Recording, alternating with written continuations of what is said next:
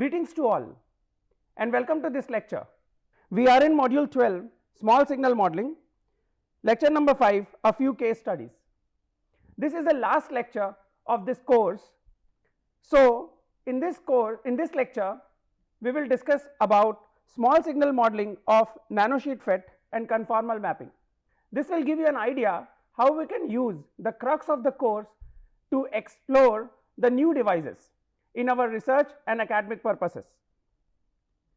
These are the learning outcomes of this lecture, which helps you to understand what is nanosheet FET and what is the resistive capacitive network of nanosheet FET, how we can define the small signal model of nanosheet FET, what is the need of conformal mapping in non-planar structures.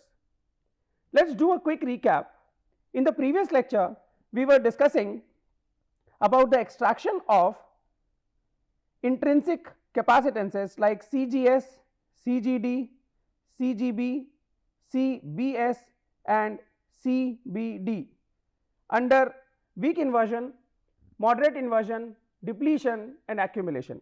We said that we have to define an intrinsic transition frequency, which is nothing but given by this, where GM and CGS, CGB are defined for different region of operations. For example, if we talk about strong inversion region of operation, then CGB goes to 0 and hence WTI can be simply defined as GM divided by CGS. Whereas if you talk about weak inversion, then WTI or omega Ti can be defined as GM divided by CGB, because in weak inversion CGS goes to 0.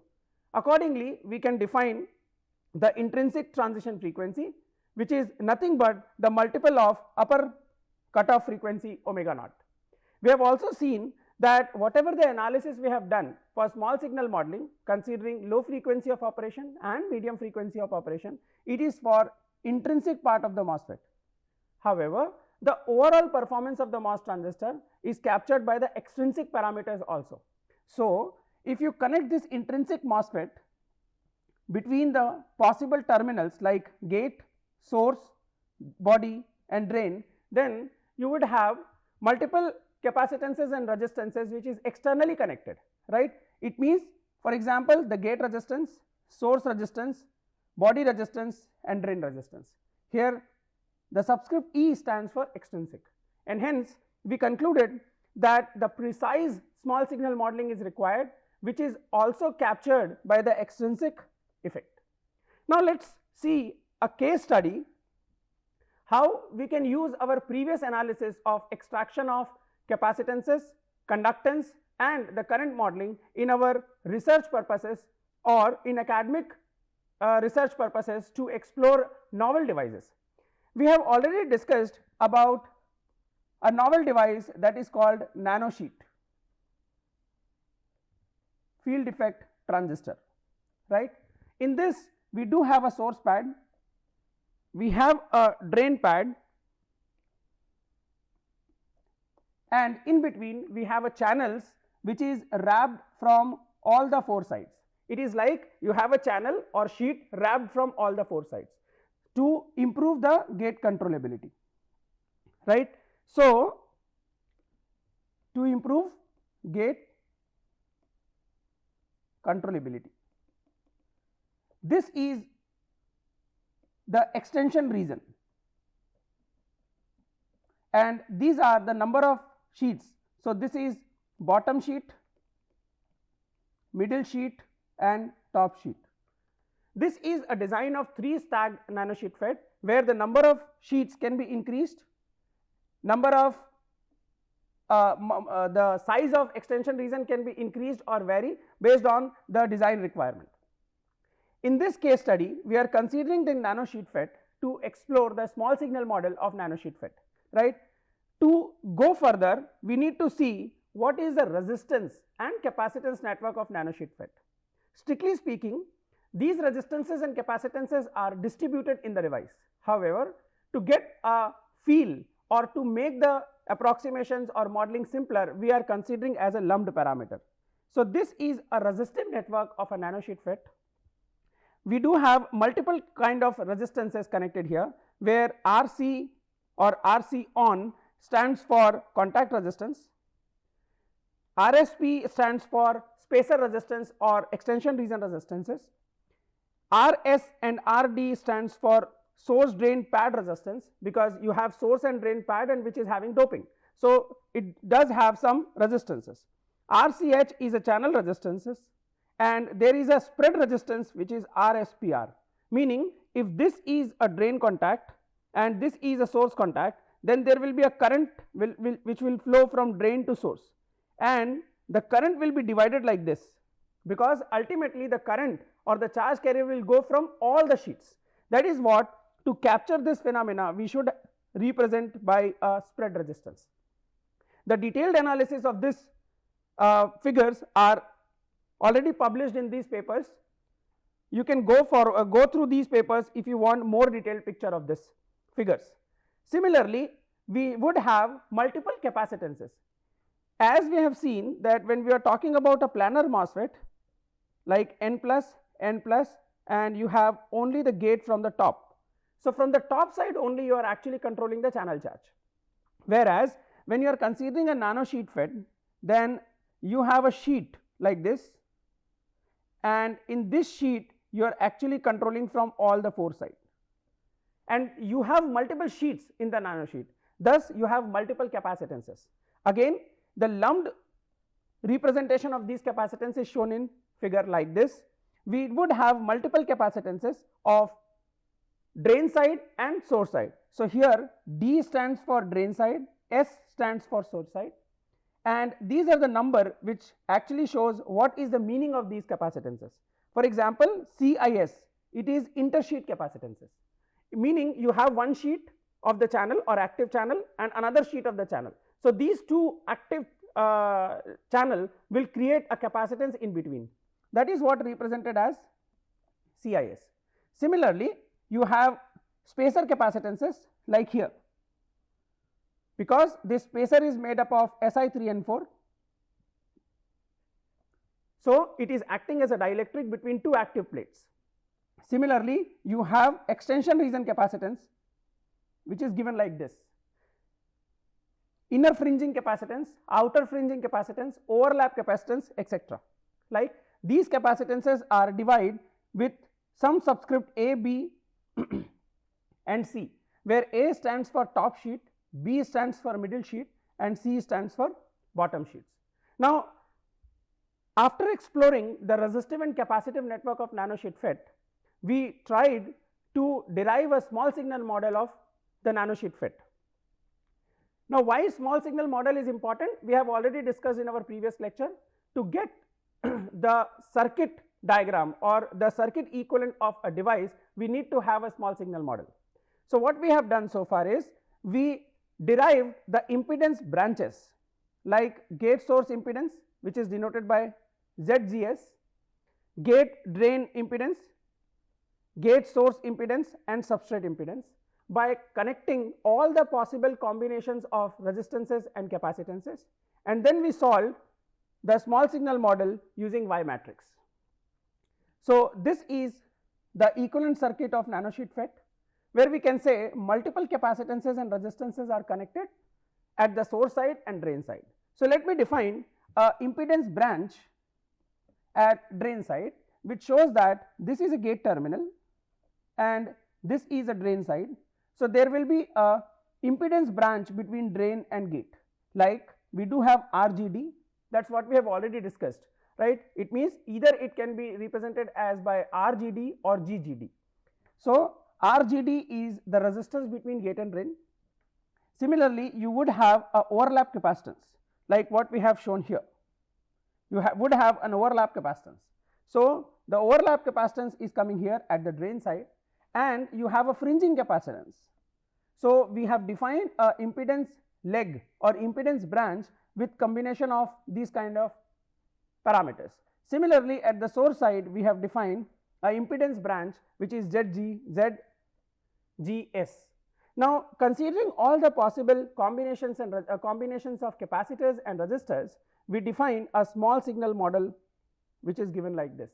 You remember in previous lecture we have defined the small signal model between 4 terminals, which is source, drain, gate and body. We said that in between these 4 terminals we would have multiple parameters like G, G, S. Similarly, we have C, G, S. We would have a voltage dependent current source and so on and so forth. So, following that same analogy, we derived a small signal model between drain, gate and source, considering source and body are shorted, and hence this is same terminal. Now, what will happen in between? We remember we know that between source and gate you would have ZGS. So, between source and gate we connected ZGS. Similarly, between gate and drain you have ZGD, and there is a current which is voltage dependent current source from drain to source, and this current is dependent on the voltage at the source side. That is what we have discussed when we were discussing about the intrinsic transition frequency also, right. So, that is what GM times of V1, right, where V1 is the voltage at gate side, right, or between gate and source, whereas we should have another term that is Cm into S, where Cm is the trans capacitance. As we have Gm as trans conductance, we have trans capacitance. So, the overall current between drain and source is given by a voltage controlled current source, and we are also having some impedance leg between drain and source, which can be represented by ZDS, and between drain and body, which is Z substrate. Now, after making the small signal model, we solved by a simple Y matrix. You can simply apply a KVL and KCL here. So, this current I1 is equals to this current plus this current. So, I can rewrite this equation as I1 is equals to this current.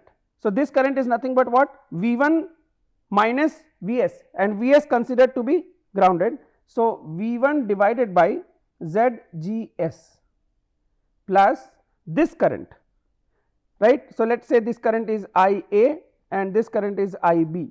So, I1 is nothing but IA plus IB. So, IA is nothing but V1 by ZGS, and IB is nothing but V1 minus V2 divided by ZGD, because away this is the same node, right. So, you can simply write the equation as I1 is equals to V1 times 1 over ZGS plus 1 over ZGD minus V2 divided by ZGD. This is the first equation. Similarly, you can write KCL at node 2 and find out this current is equals to this current plus this current plus this current plus this current, and hence you will get equation number 2. Now, by relation of I1 V1 V2 and I2 V1 V2, we can simply write a Y matrix which having Y11, Y12, Y21 and Y22 parameter, which will help me to understand the small signal approach of or small signal model of a nanosheet FET. After designing this, we matched our simulation data and model data, and we found a good agreement in this. So, this approach or this case study give you an idea how we can use this course to analyze or explore the novel devices or the non-planar devices by approaching or by using the fundamental concepts which is defined or developed for basic bulk MOSFET. Let us consider the second case study, where we will discuss about what is the need of conformal mapping and what actually means the conformal mapping. In non-planar structure like nanosheet FET or FinFET, we would have the capacitances which is not exactly parallel. in general we study the capacitance as we have one plate which is parallel to another plate and the electric field lines from one plate to another plate, it's simple parallelly to each other, right, or perpendicular to each other. This is what we call this as parallel plate capacitor, and we can simply write the equation as epsilon naught A divided by D, right. This can be epsilon R also, right. However, when you are talking about non-planar structures, then what will happen? The electric field lines are not exactly perpendicular between the plates. To justify this claim, we extracted the electric field contour of a single sheet. So, this single sheet means we are just taking the top sheet and extracted the electric field contour. By extracting the electric field contour, these are the electric field vectors. You can simply see the field lines are perpendicular here. It means when you are considering the C aux, right, the oxide capacitance, these are simply perpendicular, and hence C aux can be used as a parallel plate capacitor. However, few field lines which you see are not perpendicular, correct, they are curved or they are bent like this. These are electric field lines. Then the question is, how can you model these field lines or the effect of this electrostatic in simple capacitor rule? Therefore, we need to have some mapping. That is what we use conformal mapping approach. So, the objective is clear that in non-planar devices we would have this kind of field lines which are not parallel or not perpendicular between two plates. For example, this gate is one plate and this is another plate. So, the field lines are not exactly perpendicular what it is there in the parallel plate capacitor. So, how can we approach? In this case, we need to have conformal mapping. So, the conformal mapping is the case study which says that suppose I do have a capacitor plate like this and one plate like this. So, you see they are not parallel, they are present with some angle, right. So, we can do some plane transformation technique. Let us consider we do have a plate, a capacitor plate of some significant amount of longitudinal length, and this is another plate. So, the electric field lines between these plates are like this, correct, and there may be the electric field lines will go out of the plate. So, for simplicity we are assuming that those electric field lines we are only captured in the region between this angle AOC. So, whatever with the field lines coming in between we can model by using conformal mapping. Now, what conformal mapping is? Firstly, we represented this capacitance plate in Z plane. Now, we will map the Z plane in different planes and ultimately we will try to relate this non-practical or this simple approach into a simpler approach, and we use the same formula what we are using for parallel plate capacitor. So, let us consider a plane transformation technique.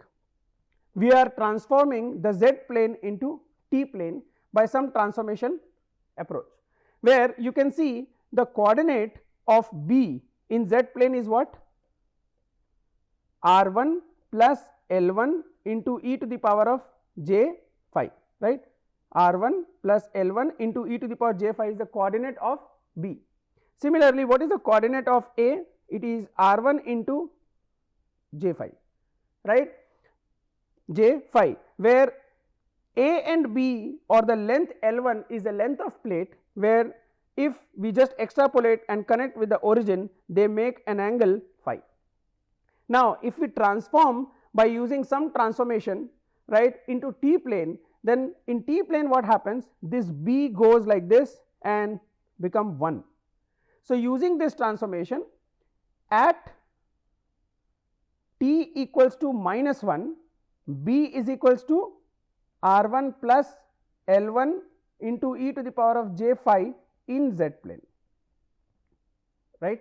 So, I can simply find out what is the transformation from Z plane to T plane by putting this value. So, t is minus 1, z is r1 plus r1 plus l1 into e to the power j phi to the power pi by phi, right, plus m naught. By, and the second equation we can get for, let us say, d. What is the coordinate for d? It is nothing but r2 plus l2. This is a coordinate for d in z plane, which becomes t equals to 1 in t plane, and hence by solving or putting these two values in the equation, you will get two unknown, two variables, right. You will get two equations, two unknowns, and hence you can find out the values of m and m naught. Finally, you can place a t plane equation. Similarly, you can use the other quadrant, like a is equals to r1 into e to the power j phi and c is equals to just r2 in z plane.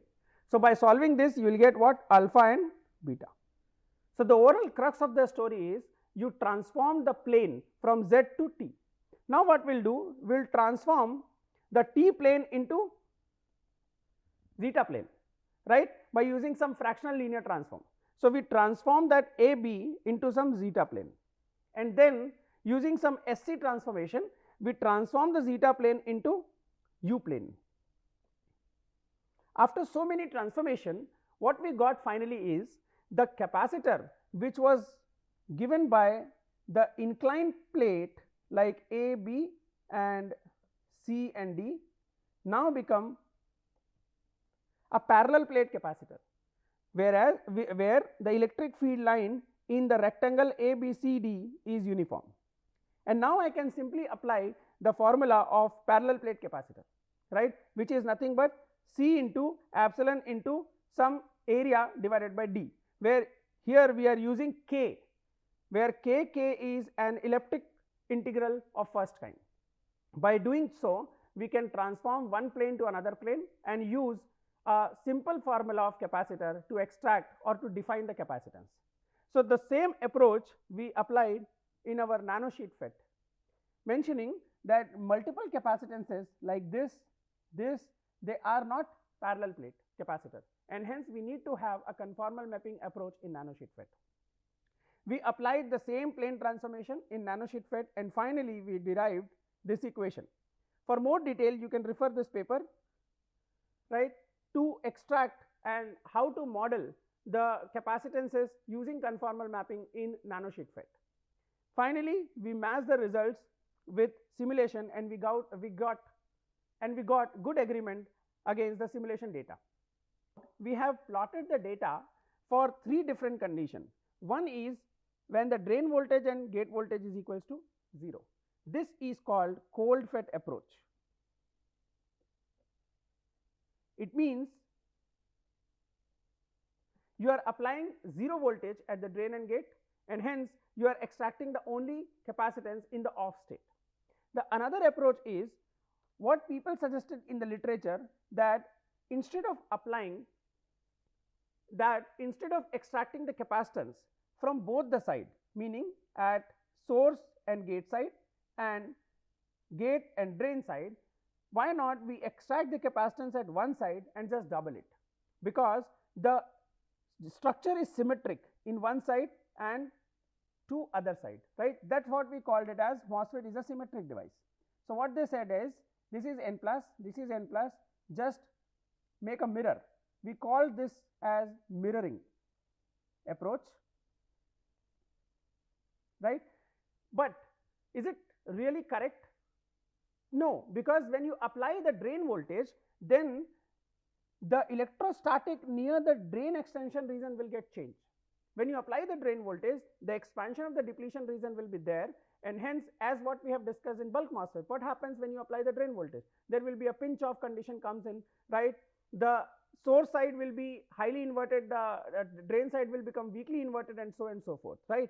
Accordingly, the extraction of the capacitance by using mirroring approach is overestimated. So, what we have done is we extracted the capacitance separately at this side and separately at this side. That is what we called it as demirroring approach. To the best of our knowledge, this is the first approach what we propose that we need to extract the capacitance precisely and separately at the gate side and separately at the drain side. Using conformal mapping, we extracted these capacitances by varying the device parameters. For example, TCH means the thickness of the channel. We do have 3 channels, but this is the thickness, this is TCH. Similarly, we varied the extension region, this is the extension region, and this plays a very important role in emerging devices like nanosheet FET, FinFET. That is what we see if we varied the extension region, how the capacitance varies. The overall story of proposing a demirroring approach is that the capacitance extraction will be accurate. It is not overestimated what is given by the green line or mirroring approach. Finally, we validated our model by simulation and we found that the error is less than 4%. You can see extracting or extracting those capacitances like C3, C0, C1, intersheet capacitance, right. So, these capacitance are already named here, like this is C3, C2, C1 and all, right, overlap, fringing, etc. So, to extract these capacitances, we are getting less than 4% error. So, let me summarize this lecture.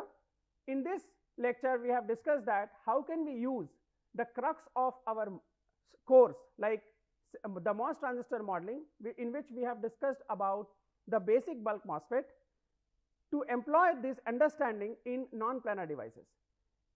In this lecture, we have considered the case studies on nanosheet FET. We have showed that how we can use the small signal modeling approach, what we have discussed for bulk MOSFET, to extract the small signal model for nanosheet FET. Further, we have discussed that why it is important that we need to go for some conformal mapping in non-planar devices. Now, let me give you the course summary. As this is the last lecture of the course, we need to summarize the complete course. The course MOS transistor modeling is divided into 12 modules. We have started the course with the introduction of semiconductor device modeling. We have discussed that why this course is important, and in this lecture, the few course study, the last lecture, I have showed you the application of this course which helps you to explore further. In module 1, we have discussed about fundamentals of semiconductor, carrier transport like drift and diffusion, PN junction, where we have discussed how to model the PN junction and what is the capacitances of PN junction under forward and reverse bias. In module 2, we started our basic theory of two terminal MOS capacitor. We discussed about flat band voltage, potential and charge balance equation, and we have done general analysis to get the charge and surface potential relationship. Then we explored the two terminal MOS capacitor in detail, considering the region of operation like accumulation, depletion, strong inversion, weak inversion, moderate inversion, etc. Then we discussed about small signal capacitances of two terminal MOS transistor. We have seen how the small signal capacitance between gate to body react or act in different region of operation. Then we discussed about three terminal MOS transistor. We said that by adding the third terminal in the basic two terminal MOS structure, we can relate or we can connect the inversion layer from the external world. And then we have also done the general analysis for three terminal MOS structure. In module 5, we have discussed about body effect and a different VCB control point of view. It means what will happen if the voltage at the third terminal is applied, then how the surface potential varies and how the charge respond according to the surface potential. Then we introduce the MOS transistor, meaning the 4 terminal MOSFET. We thoroughly analyze the MOS transistor in module 6 and 7, considering different region of operation like strong inversion, weak inversion, simplified all region model, generic all region model, etc. Then we have also proposed a single piecewise model, and we have discussed then the second order effects like effective mobility, extrinsic resistances. Later in module 8, we have discussed about p channel MOS transistor also, which is an important part because any logic circuitry requires n-type and p-type transistor both. Then we started short channel effects, under which we have discussed about carrier velocity saturation, channel length modulation, charge sharing, drain induced barrier lowering, hot carrier effect, polysilicon depletion, etc. In module 10, we discussed about DC gate current, some non-quantum and ballistic methods, the quest of ever small devices about scaling. Then we discussed about quasi-static operation. It means we said that if the input voltage vary very slowly, having no limit in the magnitude, then how my transistor behaves. In module 11, we discussed about non-quasi-static modeling, where if the input signal varies very fast, then the quasi-static approach cannot be used, and hence we said that why not we bifurcate the complete system into multiple parts, and the small parts can be applicable for quasi-static modeling.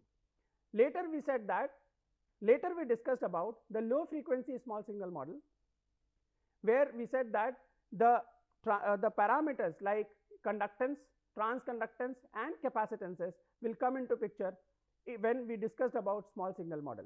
In low frequency small signal modeling, there is no charge storage effect will be considered, whereas in module 12 we have considered the medium frequency small signal model, where we discussed about the charge storing effect comes into picture, and it is represented by capacitances.